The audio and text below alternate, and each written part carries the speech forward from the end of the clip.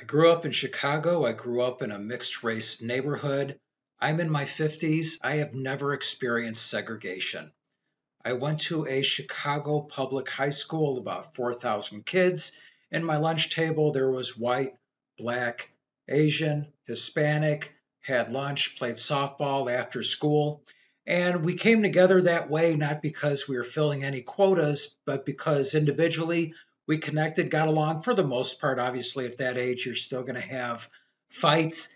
I can't believe that 40 years after the 80s, 1980 is now over 40 years ago, that we have this hyper race focused society and we got segregation being pushed in school. This is unbelievable. Like what has happened since the 80s that was so horrible regarding race. And in the 80s, we weren't obsessed with segregation. We weren't obsessed with slavery because that crap was a long time ago. It was in the 80s, it was a long time ago. Now we're 30s, 40 years later, and there's this hyper focus, hyper obsession. So I'm going to play this clip where a woman is bringing up a concern saying, hey, kids in school should be focused on their character, not race. And you got this segregation going on.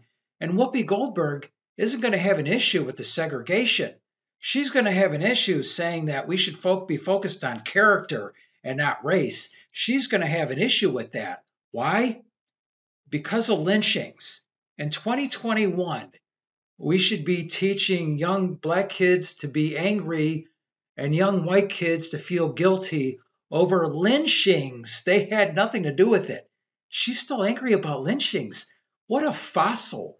What an angry, old, bitter fossil who's molesting the childhoods of the youth, our education system, her and people like her, these hateful fossils that are just spreading poison.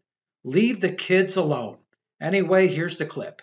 No, my kids in school, there is a big focus on the color of your skin. How old are your children? My children are now 16 and 13. Okay, in what way? It's been going on since they were in lower school, all right?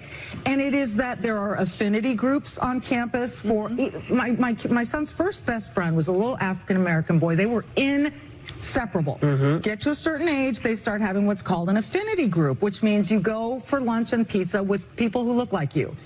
Suddenly, my son wasn't hanging out with him anymore. His next best friend was a little Korean boy. Years, inseparable. He started going to his affinity groups.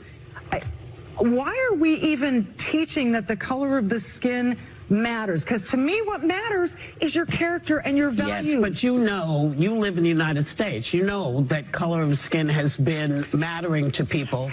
Can't we change it that it doesn't? We need white people to step up and do that. But I think that they've been doing that since the Civil War, and I'm not saying it's perfect. No, they haven't. What do you mean they haven't? They have. Listen, when you have a country or a state, let's talk about a state where somebody can be hung from a tree, and it's okay. That's not okay. Well, it was okay. It was okay in the South. Unbelievable. Notice how she hatefully says, in the United States of America, like this evil country, compared to, where's the country that doesn't have racism? Can Whoopi Goldberg answers that? What's this magical, pure country that doesn't have racism? You think it's China? You think China doesn't have racism? What is it? What's this country? Japan, India, Europe, South America, Mexico? Where is this other country? What are we being compared to? Because people like her keep crapping on this country. This country's so evil. Oh, in the United States of America, like we're somehow the most evil freaking country on the planet. Please tell me who we're being compared to. Who are we being compared to that doesn't have racism or doesn't have horrible things that happen in their history? And the truth is, it doesn't exist. And there are horrible things that happen in our history. There's a lot of great things that happen in our history as well. But they won't admit to anything. The Civil War, a whole bunch of white people killing a whole bunch of white people, and the Civil War was about slavery. You'll hear people say, oh, the Civil War is about state rights. Okay, state rights about what were the state rights about? Slavery. Civil War was about slavery. And obviously in the 1960s, Civil Rights Acts. So we are a country of progress, and we have made an unbelievable amount of progress and an unbelievable change in attitudes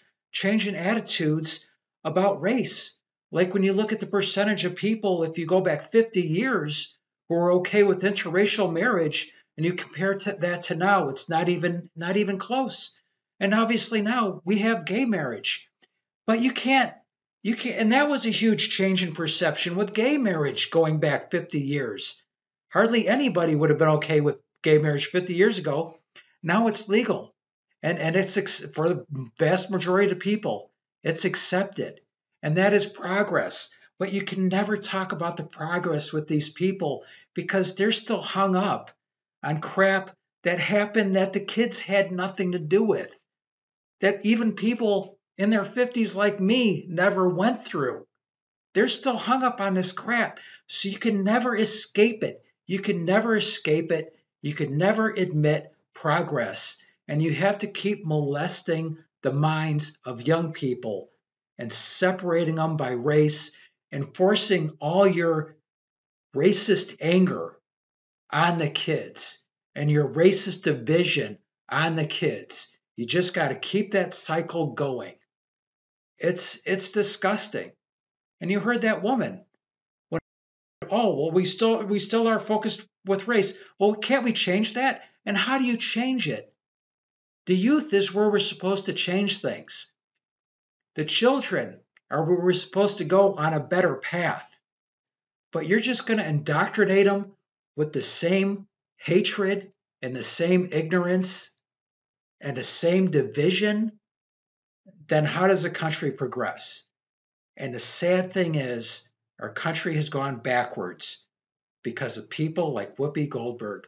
We are making tremendous progress, and now we're going backwards. Segregation in schools is not progress. That's going backwards.